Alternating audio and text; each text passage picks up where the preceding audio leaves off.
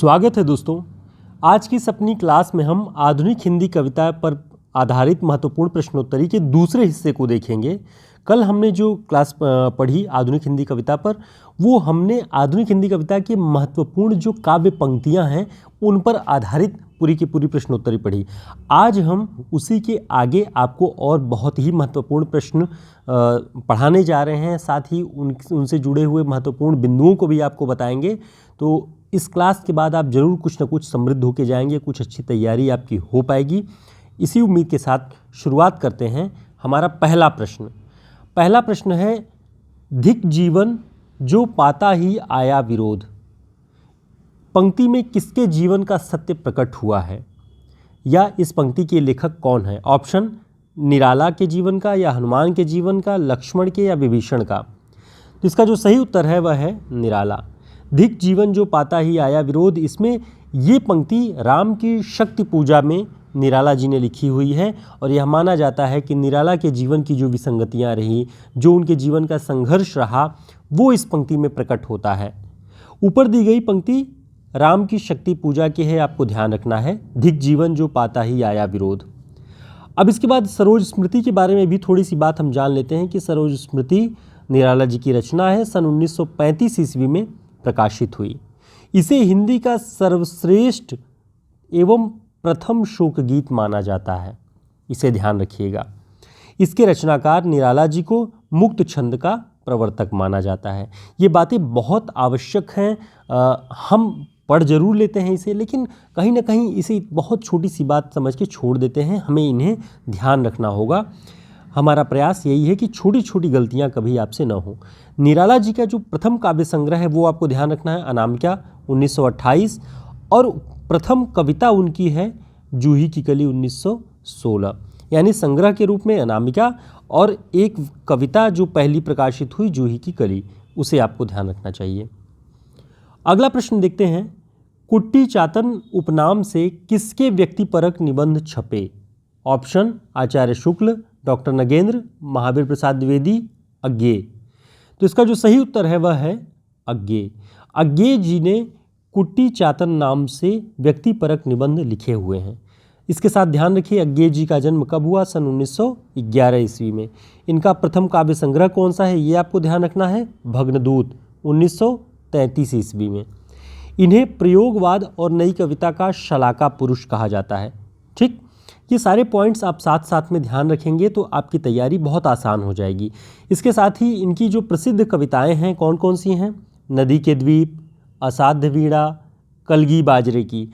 इन सभी कविताओं का जिक्र हमेशा, आप जब अज्ञेय के बारे में बात करेंगे तो उनके उपन्यास शेखर एक जीवनी, और साथ में इन तीनों कविताओं का जिक्र उनके नाम के साथ बहुत बड़े आयाम के साथ जुड़ा हुआ है, और ये सभी प्रतियोगी परीक्षाओं में जुड़ी हुई कविताएं भी हैं, इसलिए भी इन्हें आपको ध्यान रखना है।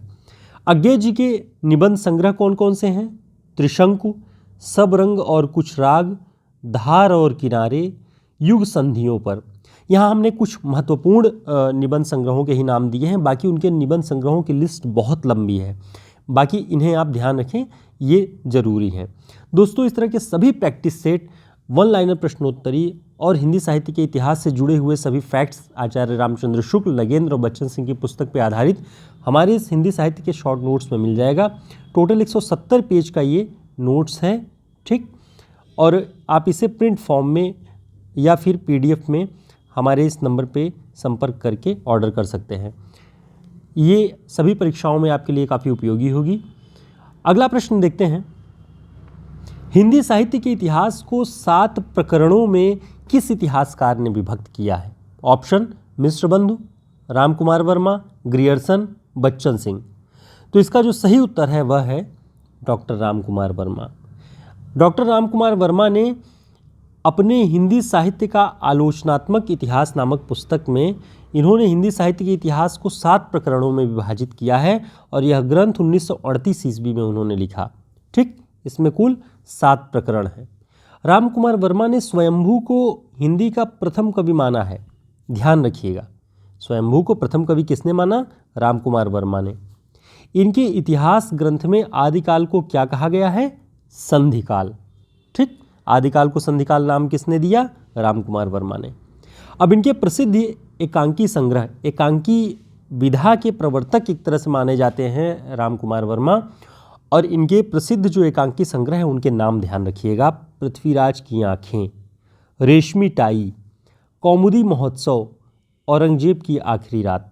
ये सारी एकांकियाँ इतनी अच्छी हैं, इतनी बढ़िया हैं कि आप इन्हें पढ़ेंगे तो मतलब एक पूरा बृहद नाटक जैसा आपको लगेगा, एकांकी जैसा लगेगा ही नहीं। औरंगजेब की आखिरी रात इलाहाबाद विश्वविद्यालय के ग्रेजुएशन में जो लोगों ने जहाँ वहाँ से स्नातक किया हुआ है उन लोगों ने देखा होगा कि वहाँ पे ये एकांकी लगी हुई है पाठ्यक्रम में। ये बहुत ही शानदार एकांकी, आप इसे ज़रूर पढ़ें अगर आपको कहीं मिले तो। अगला प्रश्न देखते हैं कि संशय की एक रात रचना के लेखक कौन है। ऑप्शन अज्ञेय, नरेंद्र शर्मा, नरेश मेहता, केसरी कुमार। तो इसका जो सही उत्तर है वह है नरेश मेहता। संशय की एक रात के लेखक कौन है? नरेश मेहता। अब इसे आपको ध्यान रखना है कि इसमें राम को एक सामान्य मनुष्य की भांति दुखी और विचलित दिखाकर उनकी पीड़ा को व्यक्त किया गया है। नरेश मेहता की अन्य रचनाएं कौन कौन सी हैं? वन पाखी सुनो, बोलने दो चीड़ को, मेरा समर्पित एकांत। ऐसे ऐसे आप जब रचनाओं को ध्यान रखेंगे, एक एक प्रश्न के बहाने 2-3 पॉइंट्स और एक्स्ट्रा जब आप ध्यान रखने लगेंगे उनसे जुड़े, तो आप बहुत आसानी से सारी चीज़ों को याद रख पाएंगे। अगला प्रश्न है, अभी न होगा मेरा अंत। अभी न होगा मेरा अंत, अभी अभी ही तो आया है मेरे वन में मृदुल बसंत, अभी न होगा मेरा अंत। इस कविता के लेखक कौन है? ऑप्शन नागार्जुन, सुमित्रानंदन पंत, जयशंकर प्रसाद, सूर्यकांत त्रिपाठी निराला। तो इसका सही उत्तर है सूर्यकांत त्रिपाठी निराला। अभी न होगा मेरा अंत। हमने अपने पिछले प्रैक्टिस सेट में भी आपको इस प्रश्न को दिया था, इस काव्य पंक्ति को, और यहाँ हमने इसलिए दिया कि आप ताकि ये रिमाइंड कर सकें कि आपने जब पढ़ा क्या वो आपको याद रहा या नहीं। दोस्तों, इस तरह के सारे महत्वपूर्ण प्रश्न हम अपने इस प्रैक्टिस सेट में लेकर के आपके लिए मौजूद होते हैं, ताकि आप अपने टीजीटी, पीजीटी, असिस्टेंट प्रोफेसर की परीक्षा या फिर स्कूल लेक्चरर और यूजीसी नेट के लिए किसी भी परीक्षा के लिए आप हिंदी साहित्य के इतिहास के प्रश्नों को गलत न करें और इनमें बेहतर प्रदर्शन कर सकें। इसका हमारा प्रयास रहता है। जो लोग चैनल को सब्सक्राइब नहीं किए हैं, अधिकांश लोग जो हैं वो जुड़े हुए नहीं हैं हमसे, वो ज़रूर सब्सक्राइब कर लें। यहाँ उनको बहुत ही अच्छी सामग्री मिलेगी। साथ ही हमारे जो जितने हमारे छात्र हैं जो हमसे जुड़े हुए हैं, 17,000 की संख्या हमने पार कर ली है। तो आप सभी के सहयोग से ये एक बड़ी टीम, बड़ा एक परिवार खड़ा हो रहा है। तो अपना सक्रिय सहयोग बनाए रखिए। हमारे लिए जो भी राय आपको समझ में आए वो कमेंट बॉक्स में ज़रूर बताएं। वीडियो को लाइक ज़रूर कर दीजिएगा। फिर मिलेंगे एक नए वीडियो में, एक नई क्लास में। तब तक के लिए नमस्कार, शुभकामनाएं।